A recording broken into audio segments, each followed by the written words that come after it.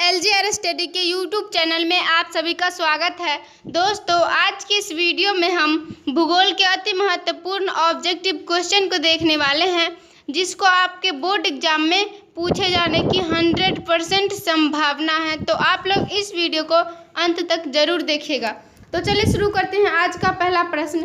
आज का पहला प्रश्न है, निम्नलिखित में कौन कृषि आधारित उत्पाद नहीं है। इस क्वेश्चन के द्वारा पूछा जा रहा है कि कौन कृषि आधारित उत्पाद नहीं है। चीनी, नमक, कॉफ़ी या चाय। तो दोस्तों आप लोग को बता दें, इसका जो सही आंसर होगा वो बी बिल्कुल ही सही आंसर होगा, क्योंकि नमक जो है वो कृषि आधारित उत्पाद नहीं है। बाकी के जो तीनों ऑप्शन है, जैसे चीनी, कॉफ़ी, चाय, ये सभी कृषि आधारित उत्पाद है।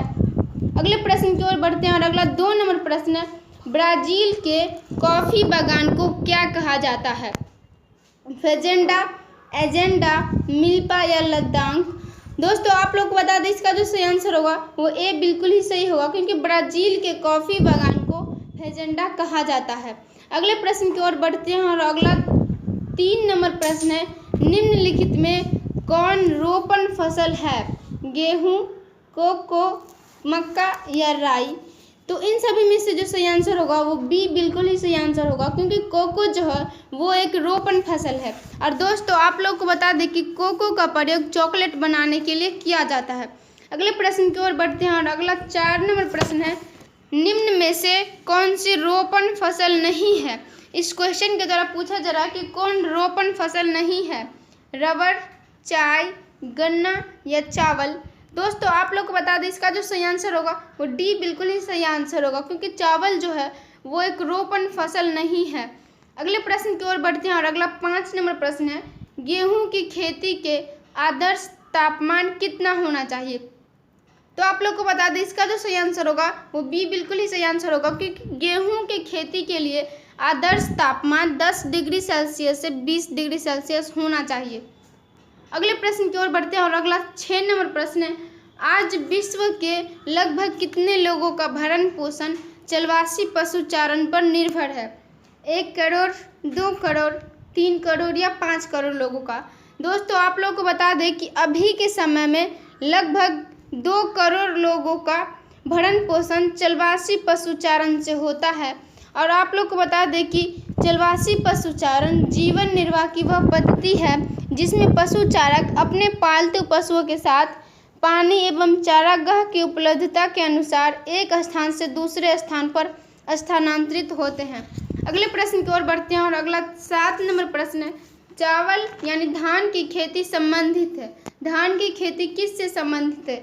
रोपण कृषि से, ट्रक कृषि से, भूमध्य सागरीय कृषि से या गहन निर्वहन कृषि से। इन सभी में से जो सही आंसर होगा डी बिल्कुल ही सही आंसर होगा, क्योंकि धान की खेती गहन निर्वहन कृषि से संबंधित है। अगले प्रश्न की ओर बढ़ते हैं और अगला 8 नंबर प्रश्न है, रबर का सबसे बड़ा निर्यातक देश कौन है। रूस, अमेरिका, जापान या मलेशिया। इन सभी में से जो सही आंसर होगा वो डी बिल्कुल ही सही आंसर होगा, क्योंकि रबर का सबसे बड़ा निर्यातक देश मलेशिया है। अगले प्रश्न की ओर बढ़ते हैं और अगला 9 नंबर प्रश्न है, कृषि के अंतर्गत हम इनमें से किसे लेते हैं। फसलों उत्पादन, पशुपालन, मत्स्य उत्पादन या इनमें से सभी। आप लोग को बता दें, इसका जो सही आंसर होगा वो डी बिल्कुल ही सही होगा, क्योंकि कृषि के अंतर्गत हम इनमें से सभी को लेते हैं। फसल उत्पादन, पशुपालन या मत्स्य उत्पादन, ये सभी कृषि के अंतर्गत आते हैं। अगले प्रश्न की ओर बढ़ते हैं और अगला 10 नंबर प्रश्न है, कृषि के लिए इनमें से कौन सबसे अधिक उपयुक्त है। इस क्वेश्चन के द्वारा पूछा जा रहा है कि खेती के लिए इनमें से सबसे अधिक उपयुक्त है। पर्वतीय ढाल, उच्च पठार, मैदान या वर्ष भर वर्षा के क्षेत्र। तो इनमें से जो सही आंसर होगा वो सी बिल्कुल ही सही आंसर होगा, क्योंकि कृषि के लिए सबसे उपयुक्त है मैदान। अगले प्रश्न की ओर बढ़ते हैं और अगला 11 नंबर प्रश्न है, कृषि निर्धारण में किस कारक का भारत में जबरदस्त हाथ होता है।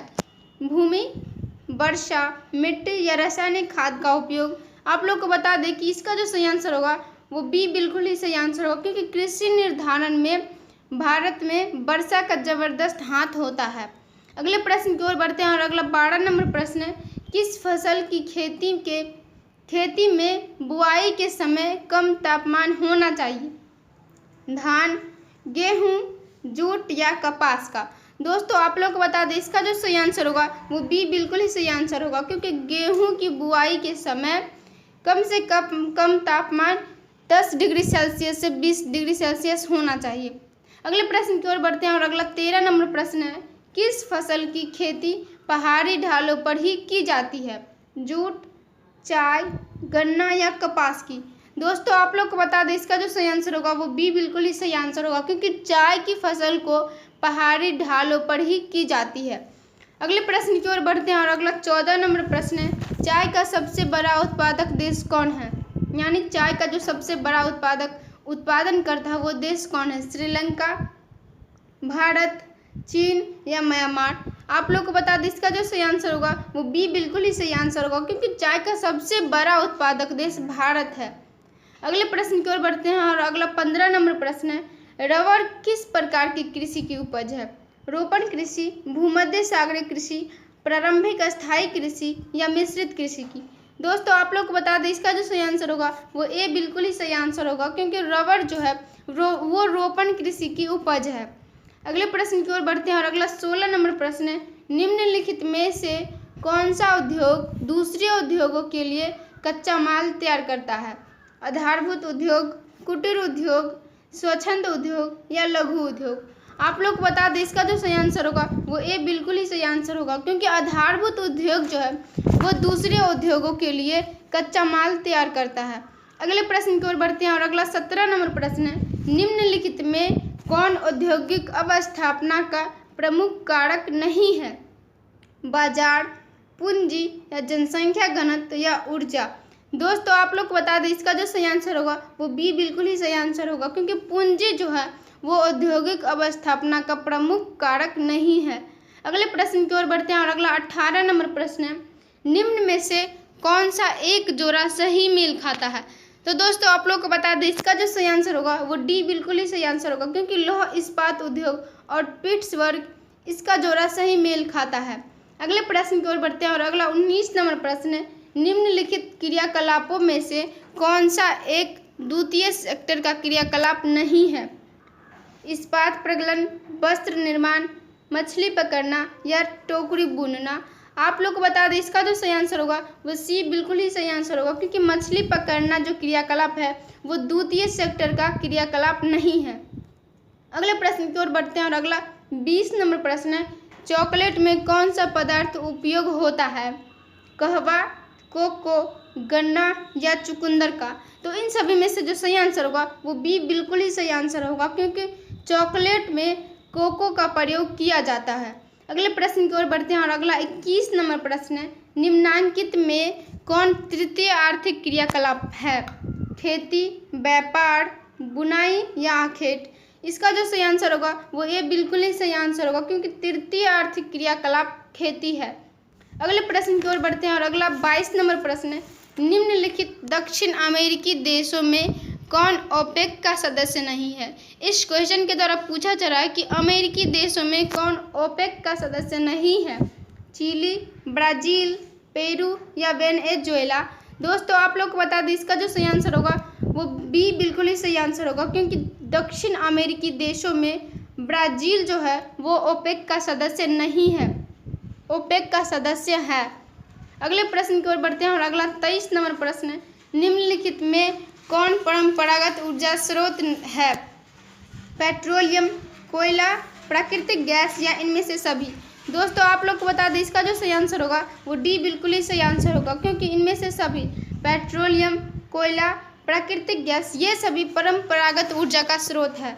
अगले प्रश्न की ओर बढ़ते हैं और अगला 24 नंबर प्रश्न है, भारत में प्रथम नाभिकीय ऊर्जा परियोजना स्थापित की गई थी?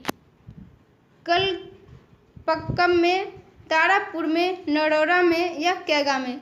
दोस्तों आप लोग को बता दें इसका जो सही आंसर होगा वो बी बिल्कुल ही सही आंसर होगा, क्योंकि तारापुर में प्रथम नाभिकीय ऊर्जा परियोजना स्थापित की गई थी।